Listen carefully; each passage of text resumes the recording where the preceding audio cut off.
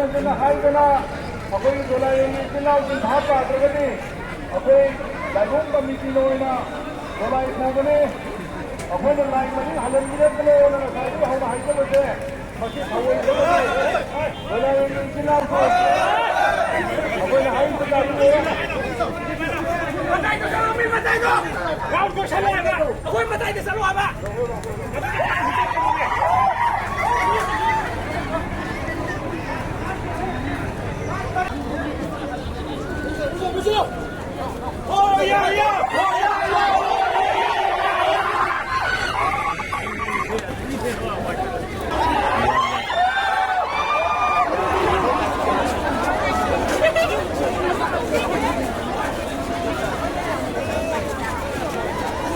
미안한데.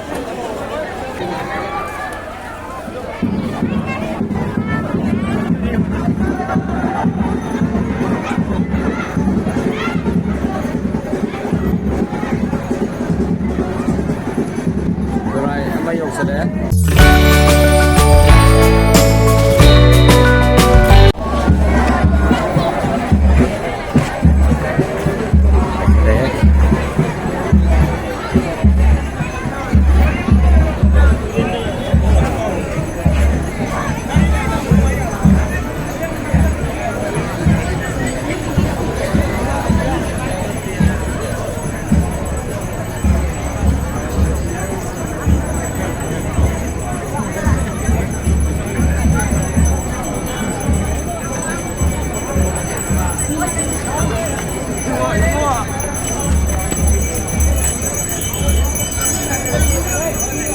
Đây tôi của chị vợ rau bún ấy, xí lại làm tôi mình tàu.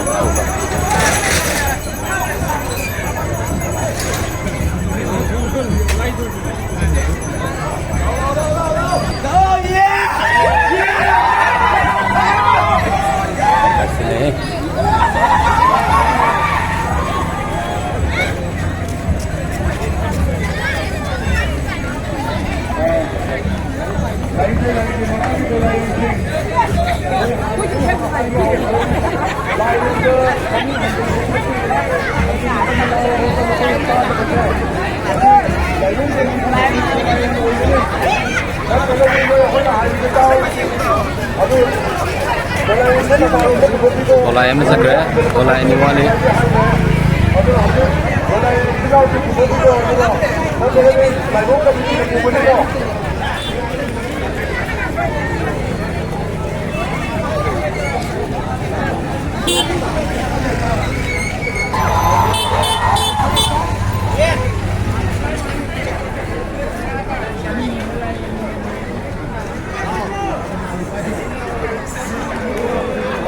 ꯑꯩꯈꯣꯏ ꯍꯟꯖꯟꯅ ꯍꯥꯏꯗꯅ ꯑꯩꯈꯣꯏꯒꯤ ꯗꯣꯂꯥꯏꯒꯤ ꯏꯆꯤꯜ ꯏꯅꯥꯎꯁꯤꯡ ꯚꯥꯞ ꯇꯥꯗ꯭ꯔꯒꯗꯤ ꯑꯩꯈꯣꯏ ꯂꯥꯏꯕꯨꯡ ꯀꯃꯤꯇꯤꯅ ꯑꯣꯏꯅ ꯗꯣꯂꯥꯏ ꯄꯨꯒꯅꯤ ꯑꯩꯈꯣꯏꯅ ꯂꯥꯏ ꯃꯅꯤꯡ ꯍꯜꯍꯟꯕꯤꯔꯛꯀꯅꯣꯅ ꯉꯁꯥꯏꯗꯒꯤ ꯍꯧꯅ ꯍꯥꯏꯖꯕꯁꯦ ꯃꯁꯤ ꯊꯑꯣꯏꯗꯕꯅꯤ ꯗꯣꯂꯥꯏꯒꯤ ꯏꯆꯤꯜ ꯏꯅꯥꯎꯁꯤꯡ ꯑꯩꯈꯣꯏꯅ ꯍꯥꯏꯔꯤꯕ ꯇꯥꯕꯤꯌꯨ ꯃꯇꯥꯏꯗ ꯆꯠꯂꯣ ꯃꯤ ꯃꯇꯥꯏꯗꯣ ꯔꯥꯎꯟ ꯇꯧꯁꯜꯂꯣ ꯍꯥꯏꯕ ꯑꯩꯈꯣꯏ ꯃꯇꯥꯏꯗ ꯆꯠꯂꯣ ꯍꯥꯏꯕ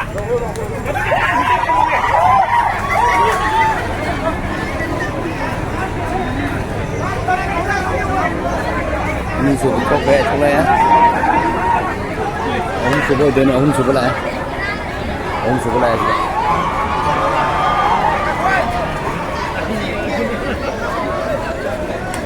Ông chụp lại.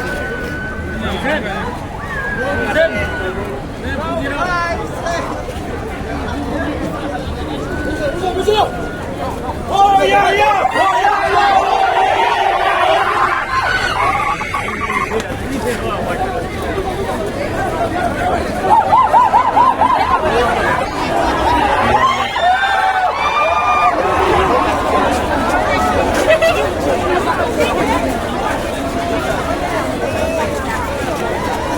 Miyandı. Böyle hunmakla tuğla.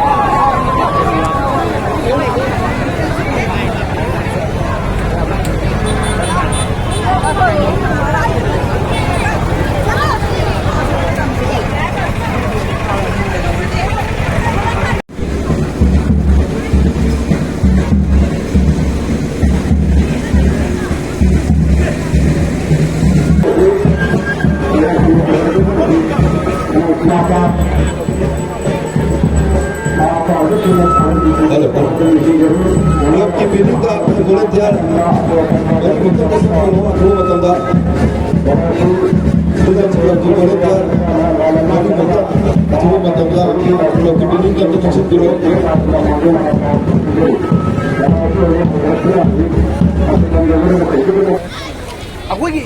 Baik sudah.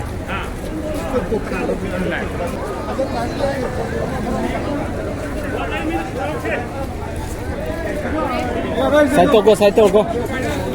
Baik, dolai lah. वो किसा लगी को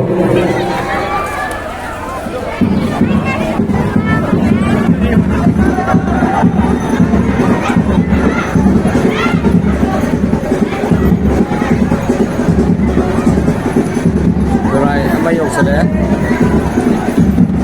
Dolai mai yok sudah.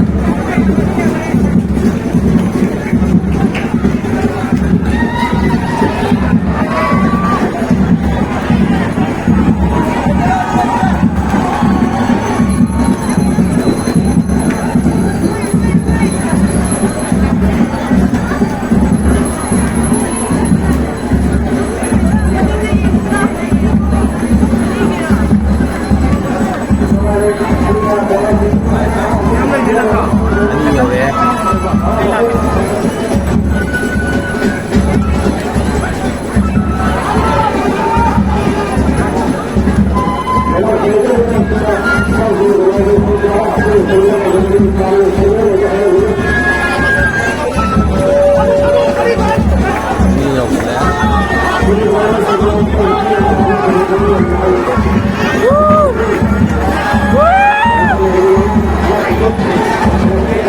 Nhiều belum sore.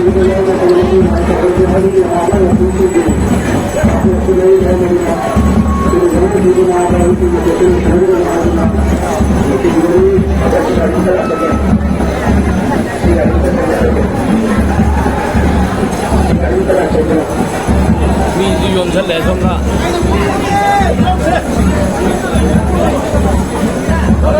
आपकी बिल्ली में कैमरा मैन नाम लगी जो प्रेस होती हो सुना करना अगर उसमें तो किशोर को आपकी मुकाबला का प्रति मेरा मैन नाम लोग सासा इतनी वो काफी हो बस ये और बस का वही बेटा उसी एसएमपी की Honorable MLA Pagi Baita juga cerita yang sejumlah mohon namanya election itu macam tu masih masih presiden ini pak Nawai Mahindra dah dan Nawai Mahindra semua orang election dia oleh kerana waktu orang tu lebih mana orang itu dah kerja berat jaga bukan sama sekali dia orang apa daripada orang pun ni Itu betul kami presiden ini pak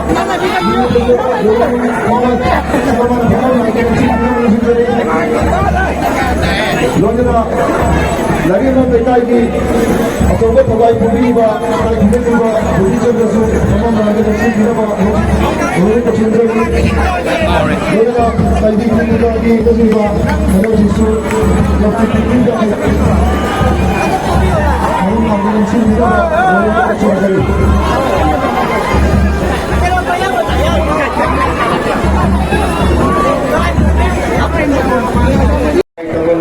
Sige, dalam tuki terus masih ni tak ada lagi ni, lepas nak bagi experience juga okey, bagi pelatihan singgah dengan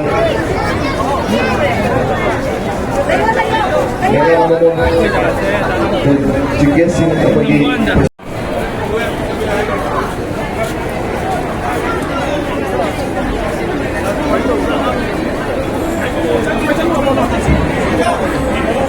Agak ceri, Jibagi ayo na nang jipung ketare kung tara makai yok sektae lamong mari pang yok sala dolai ma dolai ni di telepati sum dolai dia hai dolai an yok sala dolai Sige, dukaan mo rin dito. Ako eh. Saan mo na ako? As, pasali eh. Ay, tani ko.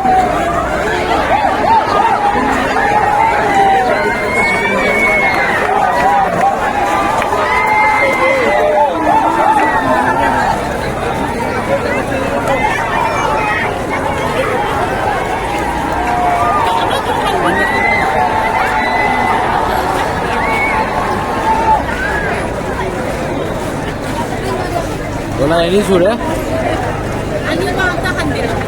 Rồi betul lah ini. Betul ya.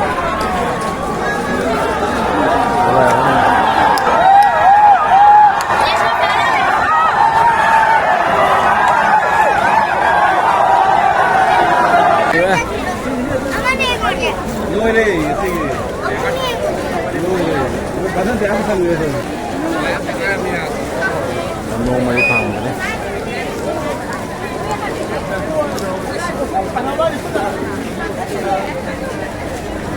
Yang mana tengok sih di pada lotion jarak ke.